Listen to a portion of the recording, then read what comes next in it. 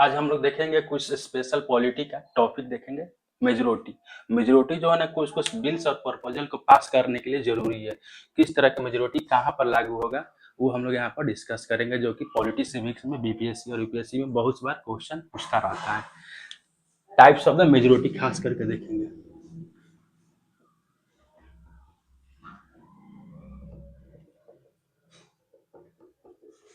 Types of majority.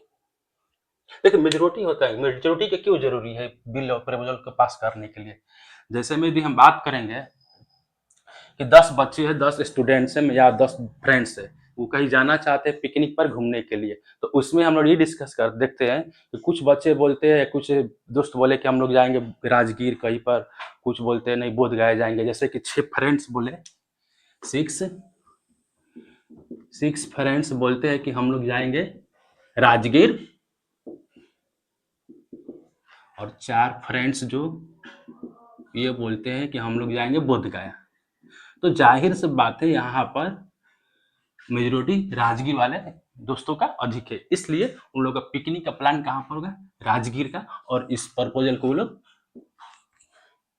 Neglect कर देंगे। ठीक, इसी तरह हमको मान लीजिए एग्जांपल देते हैं 543 मेंबर ऑफ पार्लियामेंट में यदि 100 मेंबर से गवर्नमेंट बना सकते हैं, नहीं बनेगा क्योंकि मेजोरिटी बहुत कम है इसके कंपेयर में। इसलिए हमको need of the support, need of support for forming the government, ये चीज है। उसी तरह जो एक यहाँ पर हम 10 फ्रेंड्स की बात किए थे, इसी तरह हम यदि 140 करोड़ सिटीजन्स का रिप्रेजेंटेटिव के द्वारा डिसीजन मेकिंग में रिप्रेजेंटेटिव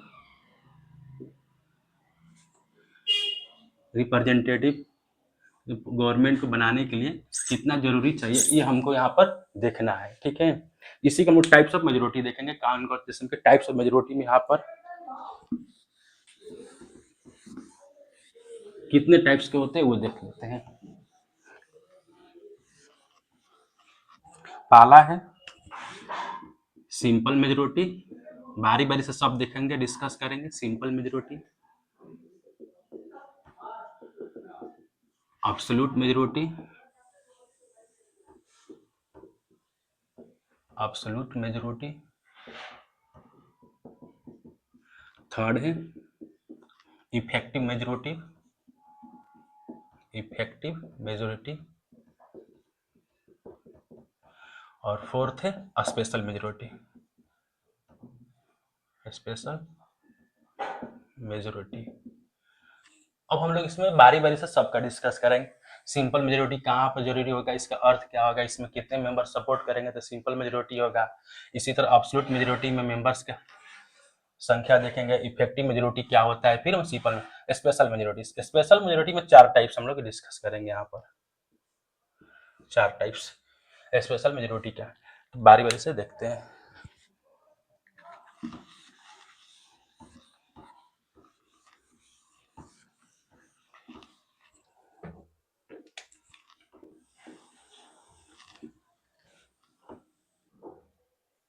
देखिए यहाँ पर हम लोग सिंपल मेजोरिटी के बारे में डिस्कस करेंगे। सिंपल मेजोरिटी होता क्या है। देखिए सिंपल मेजोरिटी के वास्ते हम बात करें कि इसमें जो वोटिंग्स होंगे फेवर में अधिक अधिक होना चाहिए, फेवर में अधिक होना चाहिए, अगेंस्ट के विरुद्ध, अगेंस्ट के कंपेयर में हम बात करेंगे तो ये होता है सिंपल मेजोरिटी। ठीक है, यहाँ पर नॉर्मली यदि हम बात करेंगे 543 मैक्सिमम स्ट्रेंथ है पार्लियामेंट का। मैक्सिमम स्ट्रेंथ यदि मान लीजिए मैक्सिमम स्ट्रेंथ 543 है, इसमें मान लीजिए वोटिंग्स जो दिए हैं लोग, वोटिंग्स जो हुआ है 400 का हुआ है, और इसमें जो फेवर मान लीजिए 200, फेवर 225 है, और अगेंस्ट में 175 है। तो हम ये कह सकते हैं कि बिल पास हो जाएगा, bill has been passed by simple majority, by simple majority. ये होता है सिंपल मेजोरिटी। सिंपल मेजोरिटी में ये चीज खास करके अधिकांशतः जो पार्लियामेंट का डिसीजन होता है हमारा सिंपल मेजोरिटी से पास होता है। मोस्ट पार्लियामेंट डिसीजन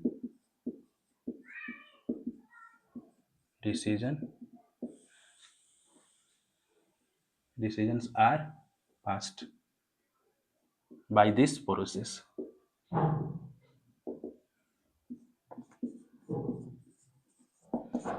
ये होता है सिंपल मेजोरिटी। नॉर्मल है यानी कि सिंपल मेजोरिटी में फेवर में अधिक होगा अगेंस्ट के मामले में वोटिंग्स। मैक्सिमम स्ट्रेंथ 540, मान लीजिए वोटिंग्स हमारे 400 है, किए है लोग, फेवर में 225, अगेंस्ट में 170। इट मीन्स फेवर में अधिक है, अगेंस्ट ले, इसलिए सिंपल मेजोरिटी ले ये बिल पास हो जाएगा। हम लोग सेकेंड टाइप्स देखते हैं इसका।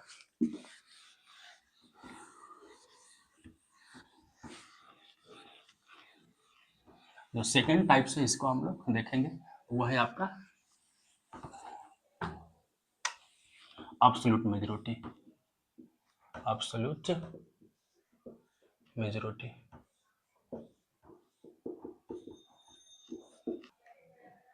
देखिए, इसमें हम लोग सेकेंड टाइप में देखने वाले हैं एब्सोल्यूट मेजोरिटी। एब्सोल्यूट मेजोरिटी क्या होता है कि इसमें more than 50%, more than 50% members, 50% votes are in favor।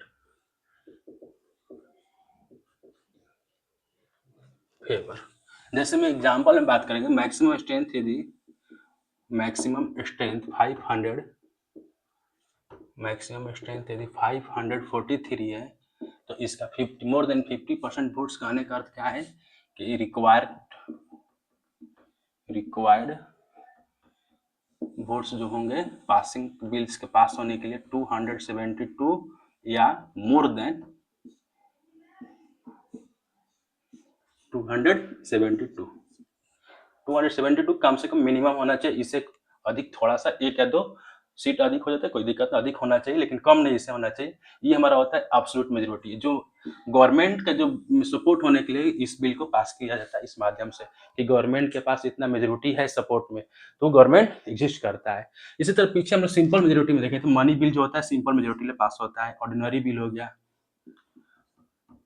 Money bill हो जाएगा, ऑर्डिनरी बिल हो जाएगा, ये जो दोनों बिल होते हैं सिंपल मेजोरिटी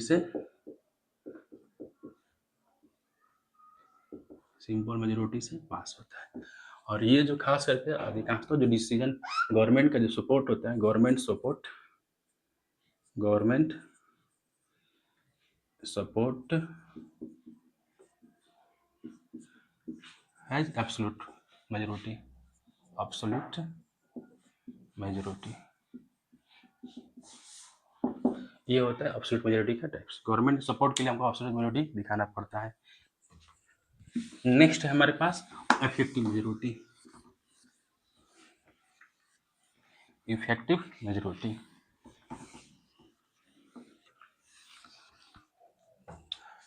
इफेक्टिव मेजोरिटी इसको यहाँ पर चेंज कर लेते हैं। Third number effective majority.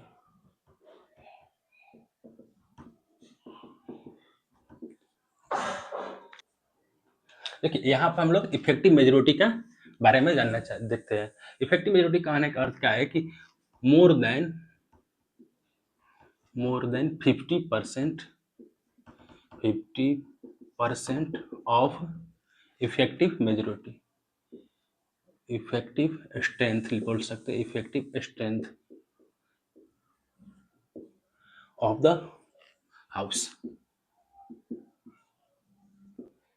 ये होता है हमारा effective majority, more than 50% effective strength. अब इफेक्टिव स्ट्रेंथ क्या होता है कहने का अर्थ टोटल स्ट्रेंथ जो मान लीजिए मैक्सिमम स्ट्रेंथ जो है 245 है, किसी कारणवश कुछ वैकेंसी इसमें खाली रह जाता है, कुछ मेंबर्स हमारी सीट खाली है उसको हम बोलेंगे टोटल माइनस करने के बाद जो आएगा हमारा इफेक्टिव स्ट्रेंथ होगा। मान लीजिए 5 जो वैकेंट सीट है, वैकेंट सीट्स जो है हमारा 5 है, तो हमारा स्ट्रेंथ कितने हो जाएंगे? स्ट्रेंथ हम बात करेंगे 245 minus 200 sorry minus 5 equal to 240, ये हमारा स्ट्रेंथ है। अब इसका हमारा 50% से अधिक हमारा होना चाहिए। तो रिक्वायर्ड स्ट्रेंथ कितना होगा? रिक्वायर्ड स्ट्रेंथ हम बात करेंगे 121, ये होता है हमारा इफेक्टिव मेजॉरिटी। ठीक है, तो इसमें ये जो इस तरीके से जो बिल पास होता है 121 से, ये हमारा इफेक्टिव मेजॉरिटी होता है। नेक्स्ट हमारे पास है स्पेशल मेजॉरिटी, और इस स्ट्रेंथ के माध्यम से जो अधिकांशतः जो होते हैं ना, removal of the vice president, removal of vice president जो इस मेजॉरिटी से रिमूवल होते हैं। दूसरा जो है हमारा chairman of the Rajya Sabha, chairman of Rajya Sabha का जो रिमूवल होता है इस मेजॉरिटी से होगा।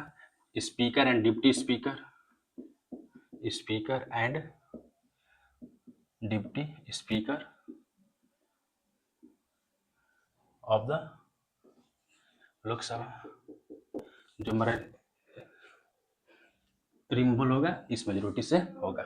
ये सब चीज इफेक्टिव मेजॉरिटी से प्रभाव। Effective majority total strength minus vacant seats 240 आया था, और इसका हमारा 121 यानी कि एक 50% से अधिक है। 50% कितना होगा? 120 प्लस 1, ये हमारा होगा इफेक्टिव मेजॉरिटी। नेक्स्ट है हमारे पास स्पेशल मेजॉरिटी। देखिए नेक्स्ट हमको जब 4 नंबर है स्पेशल मेजॉरिटी के, अगला नेक्स्ट जो टाइप्स है स्पेशल मेजॉरिटी, इसका टाइप 1 पढ़ने वाले हैं स्पेशल मेजॉरिटी का।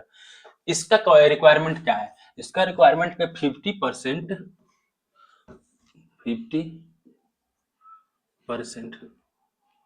Of total strength, membership of the strength बोलेंगे, टोटल स्ट्रेंथ भी बोल सकते हैं of the house, total strength of house, पहला रिक्वायरमेंट है। दूसरा जो रिक्वायरमेंट है 2/3 मेंबर्स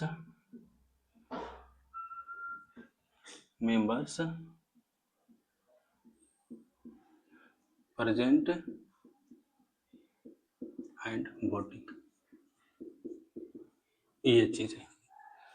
इसके एग्जाम्पल से समझने की कोशिश करते हैं। मान लीजिए मैक्सिमम स्ट्रेंथ जो हाउस है, मैक्सिमम स्ट्रेंथ हाउस का जो है, मैक्सिमम स्ट्रेंथ ऑफ हाउस 543 है। ठीक है, और किसी कारण किसी पार्टिकुलर दिन जो मेंबर जो प्रेजेंट जो थे, प्रेजेंट मेंबर्स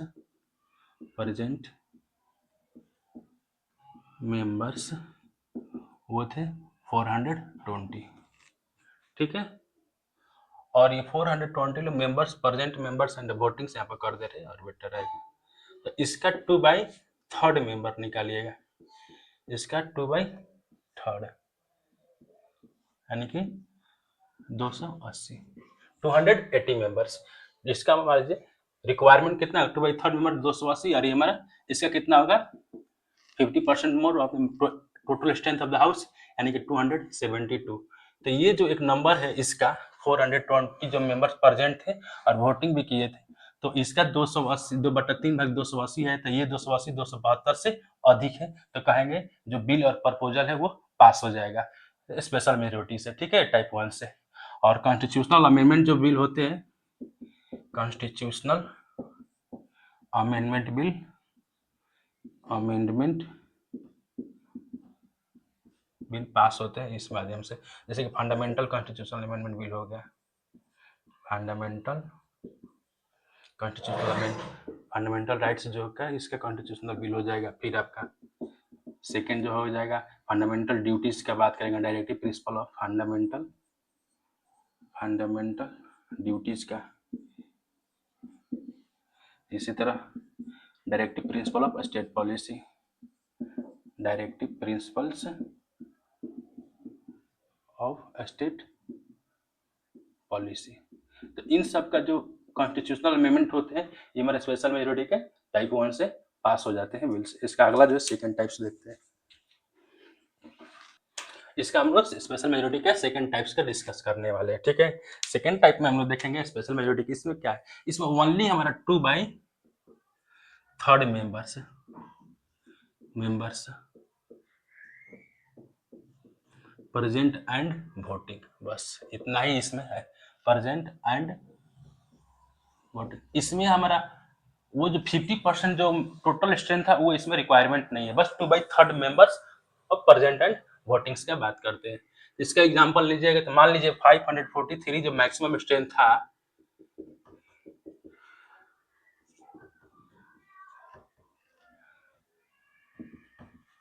तो इसमें से किसी कारणवश मान लीजिए 420 मेंबर्स प्रेजेंट थे, प्रेजेंट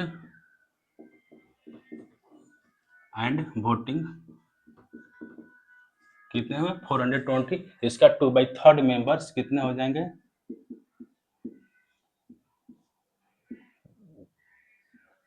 280। तो बस इसका रिक्वायरमेंट 280 ही है इसमें, इसी से हम लोग बिल को पास कर देंगे। इसमें हमको टोटल जो 270 पहले वाले हम देख रहे थे, ये यहाँ पर 72 जो पहले वाले हम देख रहे थे इसमें वो चीज़ रही नहीं रिक्वायरमेंट, बस आपको 280 को ही देखना है इसमें कि आपको बिल पास हो जाएगा।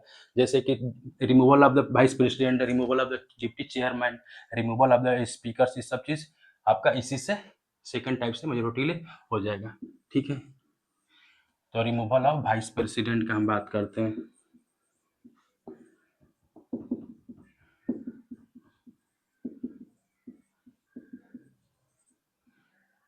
अब राज्यसभा ये भी लिख सकते हैं यहाँ पर। फिर क्या है, removal of vice president, removal of deputy chairman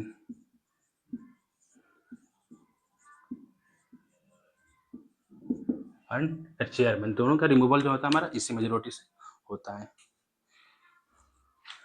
आगे जो थर्ड टाइप इसका देखते हैं वो देख लेते हैं।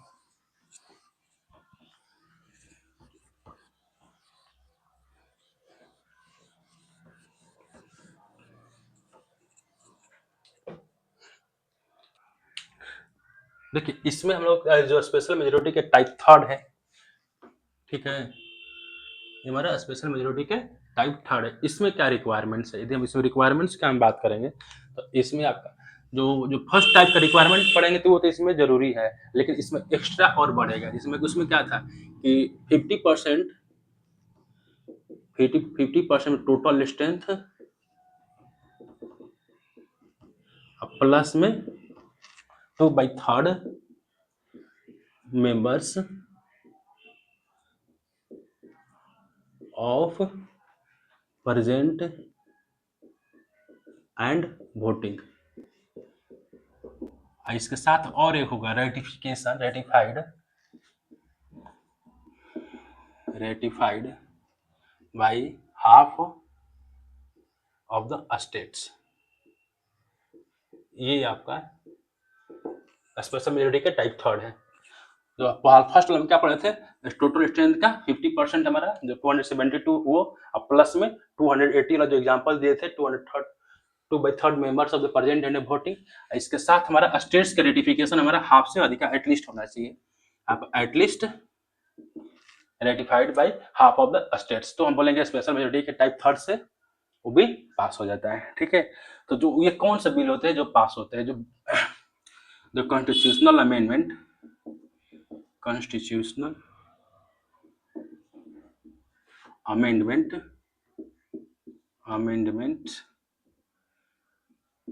are affected of federal structure, affected federal structure।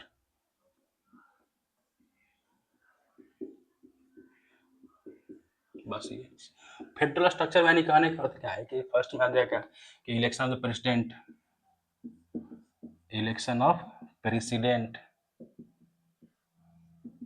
Second क्या हो जाएगा, मान लीजिए इसमें distribution of the legislative powers, distribution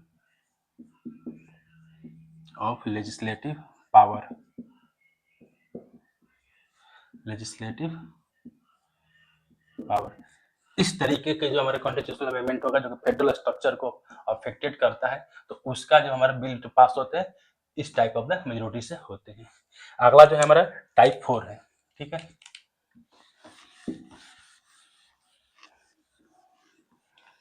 last है वो, उसको हम देख लेते हैं। स्पेशल मेजोरिटी आपका खत्म, इसके बाद मेजोरिटी के टाइप्स खत्म हो जाएगा।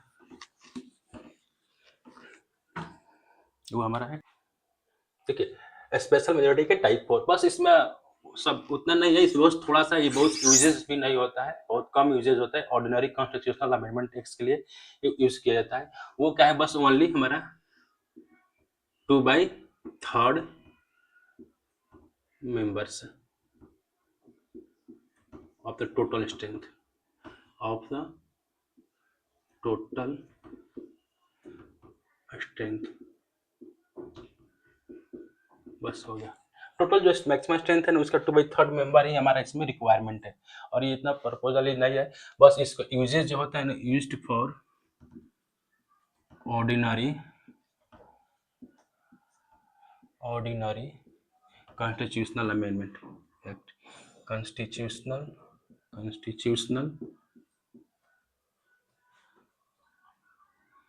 Amendment bill.